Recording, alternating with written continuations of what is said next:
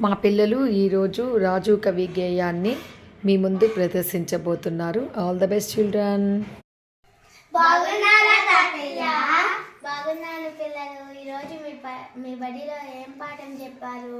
రాజు కవి పాఠం చెప్పారు. రాజు గొప్ప కవి గొప్ప చెప్పండి తాతయ్య. రాజు గొప్పతనం గురించి కవి గొప్పతనం గురించి నేను చెప్తాను. మీరు బాగా విని ఎవరు గొప్ప ఆలోచించండి. తాతయ్య. సౌదరాజమందు జన్మించెనొక బిడ్డ, పురి గుసలోన పుట్టెనొకడు, ప్రబలి రంగనేందు రాజయ్యనొకడు. నొకడు రాను రాను సుకవి అయ్యి, ఒక పెద్ద రాజ భవనంలో ఒక అబ్బాయి పుట్టాడు. ఒక పురి గుడిసెలో ఒక అబ్బాయి పుట్టాడు. రాజభవనంలో పుట్టిన అబ్బాయి పెరిగి రాజయ్యాడు. పూరి గుడిసెలో పుట్టిన అబ్బాయి పెరిగి బాగా చదువుకుని కవి అయ్యాడు. అతని రాజధాంతం అధికార ధనమానం, ఇతని కలము కావ్య సతతమామ, అతని ఇల్లు మేటి రతనాల రుచిమాయ, ఇతని ఇల్లు గండ వితతిమయము.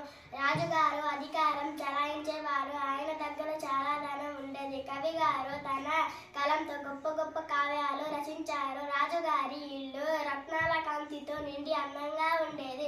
కవిగారి ఇల్లు కష్టాలతో నిండి ఉండేది. కవినెరుగు రాజు, రాజుని కవి ఎరుగును. కవిని రాజు గణింపండ, కవిను రాజిద్దరత్న గౌరవ కాములు. కవిగారు బాగా కావ్యాలు రాస్తారు అని రాజుగారికి తెలుసు. రాజుగారికి అధికారం ఉన్నదని కవికి తెలుసు. కానీ ఇద్దరు ఆత్మగౌరవం కలిగిన వారే, ఒకరినొకరు లెక్క చేయరు. భయముతోడ రాజు ప్రస్తుతింతురు, ప్రజల భక్తితోడ కవిని ప్రస్తుతింతురు. జితమిచ్చి రాజు సేవింపబడుచుండు, జితమికసి కవి సేవలందు. రాజుగారి అధికారం ధనంను చూసి ప్రజలు భయంతో పొగుడుతారు.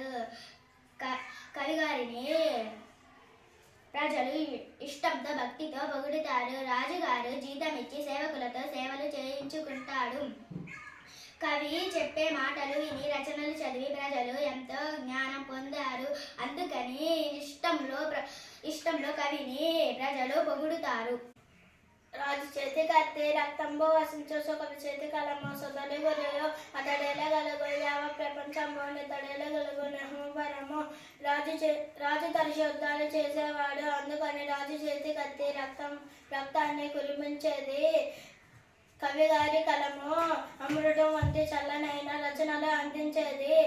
రాజుగారు మొత్తం ప్రపంచాన్ని పరిపాలించేవాడు. కవిగారు ఈ లోకాన్ని పైలోకాన్ని ఏలగలిగాడు. రాజు మరణించే నొక్క తార రాలిపోయే, కవి మరణించే నొక్క తార గగనమెక్కే. రాజు జీవించే రాతి విగ్రహములందు, కవి జీవించే ప్రజలు నలుకలందు. కొన్నాళ్ళకు రాజు మరణించారు. అయ్యయ్యో ఒక చుక్క రాలింది అన్నారు అందరూ. కవిగారు కూడా మరణించారు. ఆయన మరణించిన ఆకాశంలో ధృవతారలా ప్రకాశిస్తున్నాడు. రాజుగారి గుర్తుగా రాజ్యంలో రాతి విగ్రహాలు స్థాపించారు. కవి రాసిన పద్యాలు కొన్నాళ్ళకు ప్రజలు రాజును మర్చిపోయారు. కవి రాసిన పద్యాలు పాడుకుంటూ కవిని ఎప్పటికీ మరచిపోలేదు. విన్నారు కదా పిల్లలు? వీళ్ళలో ఎవరు గొప్ప మీరే ఆలోచించండి.